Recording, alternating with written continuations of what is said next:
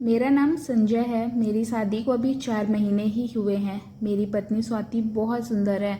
आमतौर पर जैसे लड़कियों का स्वभाव होता है, स्वाति बिल्कुल उसके विपरीत है।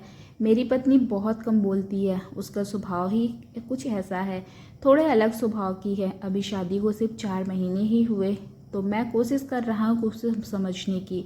मैं कई बार चाहा कि उससे बहुत बातें करूँ, लेकिन फिर उसे देखकर चुप हो जाता। फिर मैंने सोचा कि वो जैसे है उसे वैसे ही रहने देता हूँ, बदलने की कोशिश नहीं करता हूँ। बस फिर धीरे धीरे उसकी यही बात मुझे अच्छी लगने लगी। कभी कभी जब मैं ऑफिस से समय पर नहीं आ पाता, तब भी बस वो सिर्फ यही पूछती है कि आज लेट हो गए। मेरे ऑफिस के काम और बाकी बातों के बारे में वो कभी भी नहीं पूछती थी। पूछने पर वो कहती थी कि मैं ऐसी ही हूँ, मुझसे ज़्यादा बातें होती नहीं हैं। मेरे पत्नी के साथ मैं बहुत खुश था, हमारी ज़िंदगी अच्छे से चल रही थी। लेकिन फिर कुछ ऐसा हुआ जिससे मेरी ज़िंदगी में हलचल मचा दी। आस पड़ोस में रहने वाले लोगों को उनके घर के ज़्यादा पड़ोसी के घर में क्या होता है इसकी चिंता रहती है। मेरे पड़ोस में भी मेरा एक दोस्त रहता है, लेकिन वो मेरे साथ काम नहीं करता क्योंकि मेरी पत्नी इतना ज़्यादा बात नहीं करती। इस कारण वो पड़ोस के लोगों से ज़्यादा दोस्ती या मेल मिलाप नहीं बना पाती है। मेरे दोस्त को भी शादी हो चुकी है, वो भी वहाँ अपनी पत्नी के साथ रहता है। एक दिन सुबह जब मैं ऑफिस में जा रहा था, तब उसने मुझसे रुक कर कहा, और संजय क्या हाल है। थोड़ी बहुत बात करने के बाद वो बोला कि आजकल तेरे घर बहुत सामान आ रहा है, रोज एक डिलीवरी बॉय आता है। उस समय मैंने उसकी बातों पर ज़्यादा ध्यान नहीं दिया। मैंने कहा कि कुछ मंगवाया होगा स्वाति ने, बाहर जाना उसे पसंद नहीं था, तो शायद वो घर पर ही घर की चीज़ें मंगवाती होगी। मैं ऑफिस चला गया और उस बात को जैसे ही भूल गया।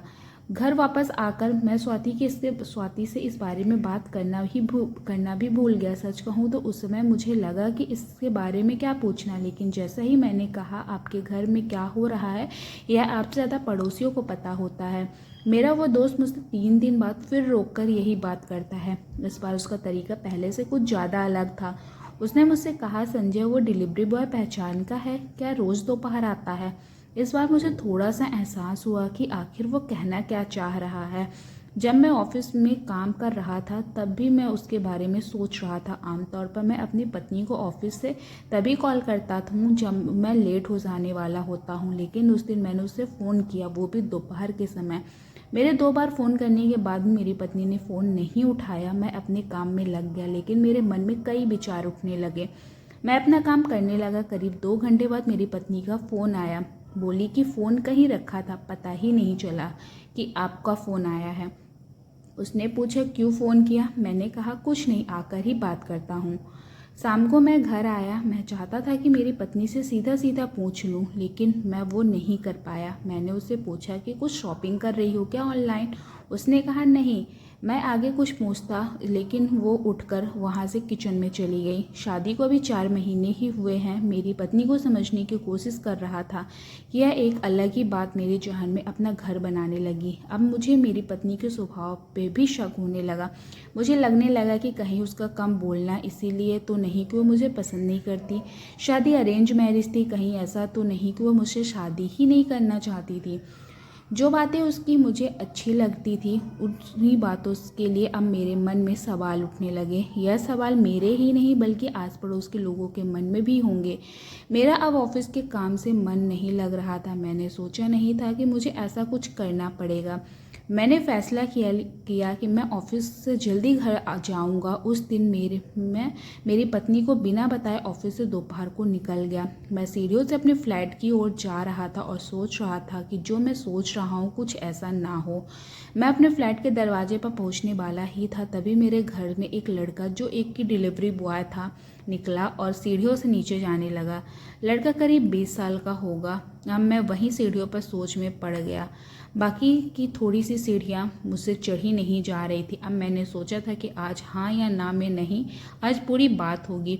मैं अपने फ्लैट के दरवाजे पर पहुंचा और बेल बजाई। दरवाज़ा खुला, लेकिन दरवाजे मेरी पत्नी ने नहीं बल्कि किसी और ने खोला। वो एक करीब 43 साल की महिला थी। अंदर से मेरी पत्नी ने मुझे देखा और कहा कि अरे आप आज इतनी जल्दी आ गए, आपकी तबीयत तो ठीक है। मैं अंदर आया और कहा कि नहीं ठीक है, ऐसे ही बस। मैंने मेरी पत्नी से पूछा ये कौन है। वो बोली कि सुधा दीदी हैं। इतना कहकर वो रुक गई, लेकिन फिर सुधा दीदी ने मुझे कुछ बताया। वो बोली कि मैं स्वाति के घर के पास में रहती हूँ। स्वाति मेरी शादी में छोटी सी थी, लेकिन इतने सालों के बाद वहीं इतने मुझे पहचान लिया और मेरी मदद की। मेरी पत्नी ने उन्हें रोकना चाहा, लेकिन वो नहीं मानी। उन्होंने कहा कि स्वाति मुझे एक दिन अचानक ही मिल गई। मेरा हाल उसे मैंने बताया। मेरे पति के जाने के बाद हमारी आर्थिक हालत ठीक नहीं है। मेरा बेटा पढ़ाई में अच्छा था, लेकिन डिलीवरी बॉय का काम करने पर मजबूर हो गया है। स्वाति ने उसकी कॉलेज की फीस भरी और उसे पढ़ाती भी है। कभी कभी मैं भी आ जाती हूँ उसके साथ। सोचा था कि मैं आपसे मिलूं, लेकिन मेरा एक छोटा सा टिफ़िन सेंटर भी है, इसलिए घर जाकर खाना बनाना पड़ता है। आपसे मिलना नहीं हो पाया कभी। मैंने उन्हें कहा कि इसने कभी बताया ही नहीं कुछ ऐसा। वो बोली है ऐसी है। इसके मुंह से कुछ ज़्यादा निकलवाना बहुत बड़ा काम है। ज़्यादा बोलती नहीं है, लेकिन इसका दिल बहुत कुछ रहता है।